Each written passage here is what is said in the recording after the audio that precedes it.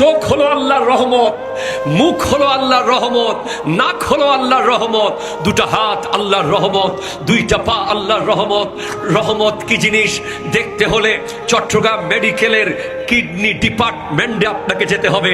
সেখানে যখন দেখবেন একজন মানুষের দুইটা কিডনি নষ্ট হয়ে গেছে, তাকে প্রতি সপ্তাহে দুবার করে সমস্ত ব্লাড বের করে ডায়ালাইসিস করাতে হয়, আর আপনার কিডনি এখনো সুস্থ, আপনি বুঝে যাবেন রহমত কি। ঠিক কিনা কথা বলেন?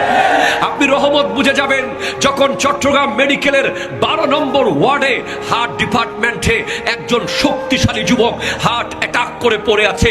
ডক্টর বলছে হি ইজ অ্যারেস্টেড, তার হার্ট অ্যারেস্ট হয়ে গেছে, তাকে 20,000 টাকা দামের ইনজেকশন দাও, যদি না হয় 60,000 টাকা দামের ইনজেকশন পুশ করতে হবে। আর আপনার হার্ট আজকে 60 বছর ধরে কন্টিনিউ ঠিক ঠিক ঠিক ঠিক ঠিক ঠিক করে চলছে। এটাই হলো আল্লাহর রহমত।